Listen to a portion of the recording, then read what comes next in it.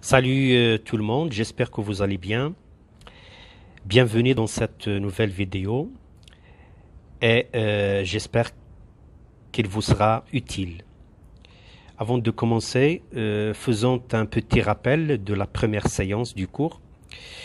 On parlait donc de la façon dont il faut préparer l'examen régional à la lumière du cadre de référence et ce qu'il faut faire pour que l'examen se passe dans des conditions optimales. Donc voilà ce qu'il faut donc retenir à titre de rappel pour avoir une idée claire sur l'examen régional.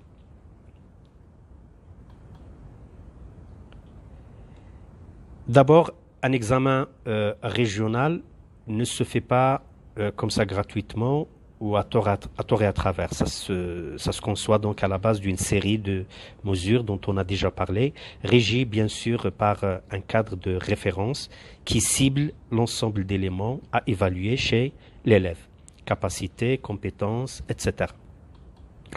En fait, le cadre de référence cible ces deux fameuses composantes du domaine, étude de texte et production écrite.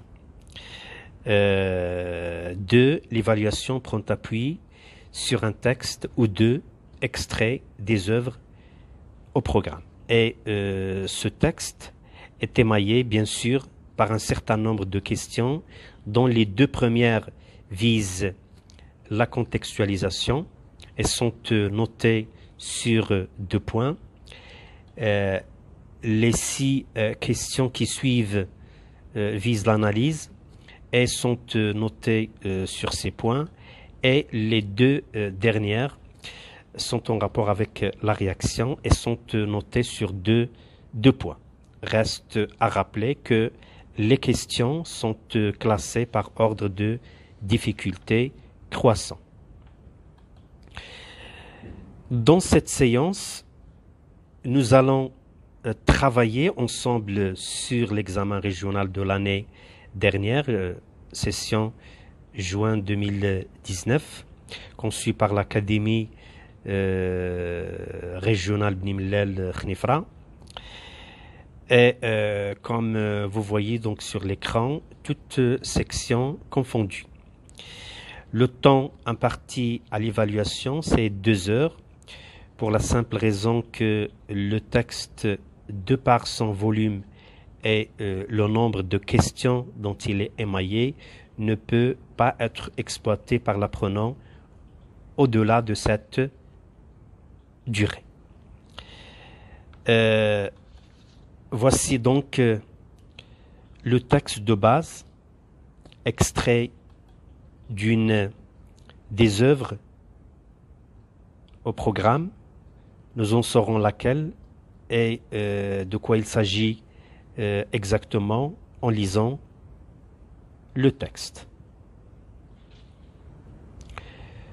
Ma mère appela Sidi Mohamed. Ya Sidi Mohamed, où es-tu? Je ne répondis pas. Elle s'énerva. Où es-tu, fils de chien? Ne peux-tu plus répondre? Incapable d'ouvrir la bouche, j'opposai à ces insultes un mutisme offensant. Elle se lamenta, prit à témoin de son infortune le ciel, la maison, la noble communauté islamique. Malheur, malheur, être abandonné de son mari et vivre avec un fils affublé d'une tête de mule est un si triste sort. Dieu, écoute mes pleurs, exauce mes prières. La porte du ciel devait être grande. Zineb partit faire une commission, revint tout essoufflé. Tout le monde l'entendit crier de la ruelle. Mère Zubida, je t'apporte une bonne nouvelle. Une bonne nouvelle. Une bonne nouvelle? J'ai vu dans la rue le Ma'allem Abdeslam. Un silence incrédule accueillit cette déclaration. Rahma le rompit. Que racontes-tu, petite menteuse? J'ai vu Abdeslam non loin du marchand de farine, près de la mosquée du Bigaradier. Il tient 2 poulets à la main. Ma mère ne disait rien. Elle me rejoignit dans notre chambre et restait au milieu de la pièce les bras ballants. Elle avait quitté la terre. Elle nageait dans la joie au point de perdre l'usage de la langue. Après la lecture, nous pouvons donc diviser le texte, comme vous pouvez le constater, en deux parties. La première partie rend compte d'une ambiance de colère et d'énervement, et la deuxième partie rend compte d'une ambiance de joie ou de la joie après le retour du Père Abdeslam. On en saura davantage en répondant aux questions qui l'accompagnent.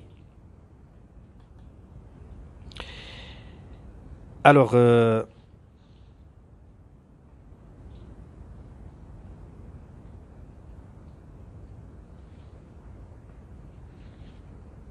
conformément aux directives du cadre de référence, ces deux premières questions portent sur la contextualisation. Donc, la question est la suivante. Complétez cette note biographique de l'auteur avec les mots choisis de la liste suivante. La liste, ou les éléments de la liste sont le chapelet d'ombre, 1910, marocain, Rabat, français, 1915. La note biographique de l'auteur est la suivante. Ahmed Sefraoui est un écrivain, à vous de compléter. Il est né à Fès. Il est décédé en 2004 à... Parmi ses œuvres, on peut citer. Sachez bien que cette question, la première question, rapport donc avec les éléments biographiques et bibliographiques de l'auteur, ne se présente pas toujours sur cette forme. Il se peut qu'elle se présente sous d'autres formes, parfois sous forme d'un tableau à compléter, et des fois même une question directe du genre présenter brièvement l'auteur et son œuvre. La deuxième question, toujours en rapport avec la contextualisation. Pour situer ce texte, dites quel est l'événement qui a précédé. Vous avez donc des choix. 1. Le père se dispute avec le courtier, le dellal, au souk des bijoutiers. Le père se rend aux environs de Fès pour travailler comme moissonneur après avoir perdu son capital. Et 3. Le père accompagne son fils chez le coiffeur C'est Abdrahman. La situation du passage, elle aussi, peut se présenter à diverses modalités. Il se peut qu'il s'agisse d'une question directe du genre situer le passage ou situer le passage par rapport à l'œuvre.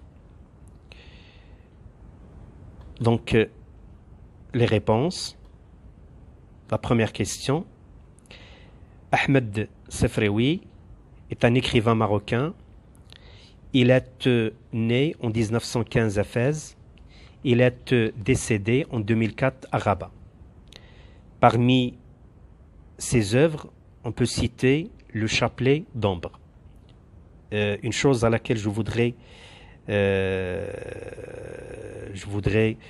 faire allusion, c'est que, ou à laquelle je voudrais attirer votre attention, c'est que vous devez rester lié aux éléments de la liste. Ne cherchez pas à introduire des éléments qui ne vous sont pas demandés. La réponse à la deuxième question, en rapport toujours avec la contextualisation, est la suivante.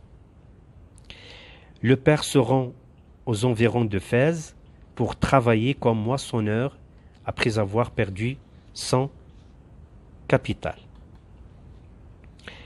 Et on en vient maintenant aux questions de l'analyse. Ces questions qui soient en rapport avec la compréhension directe, la compréhension du texte, de l'organisation du texte, ou avec des faits de langue ou de style, ils ne sont pas donnés, comme vous pouvez le constater, à tort et à travers ou gratuitement. Les questions de langue et celles de la compréhension du texte concordent pour établir la construction du sens. Et c'est ce qu'on cherche à évaluer chez l'élève. On cherche donc à savoir si l'élève sera capable d'établir un lien ou un rapport entre l'emploi d'un fait de langue ou de style et la construction du sens. Alors, la question numéro 3 en rapport avec l'analyse. La mère traite-t-elle son fils avec douceur ou dureté? La réponse, elle le traite avec dureté. La question numéro 4, à quoi le compare-t-elle?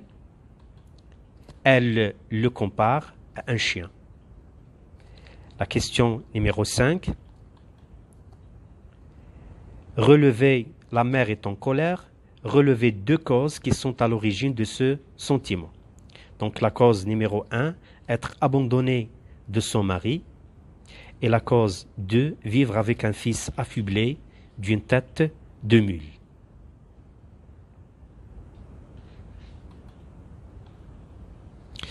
La question numéro 5, dans le passage souligné, la mère utilise le discours direct, le discours indirect. La réponse, le discours direct. La question 6, au numéro 6, la porte du ciel devait être grande.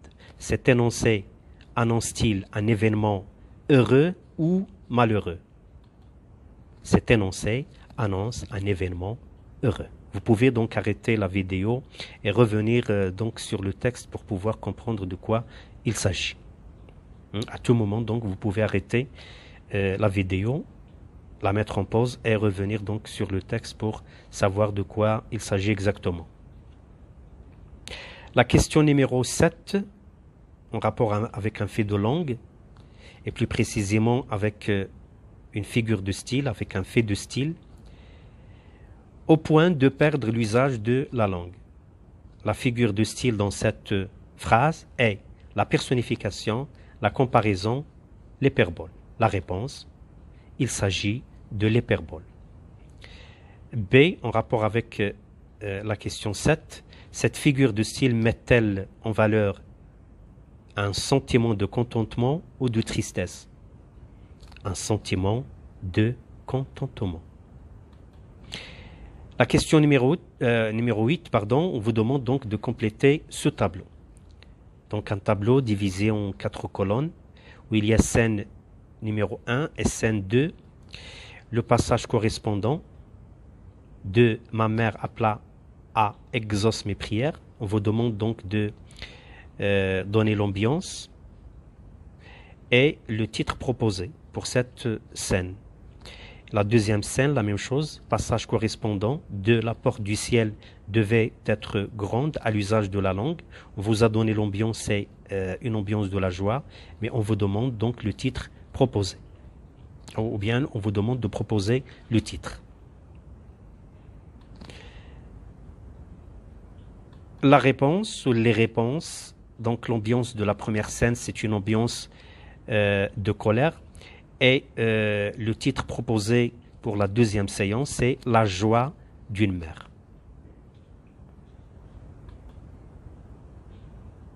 Alors, les deux dernières questions visent la réaction. C'est la question numéro 9 et 2. Parfois, on peut se contenter d'une seule question, bien que la notation reste la même. Et ces deux questions cherchent à évaluer comment réagit l'élève face au comportement d'un ou de plusieurs personnages dans le texte. Une raison de plus qui devrait vous amener à lire profondément l'œuvre, le texte intégral, et en faire une étude profonde des personnages.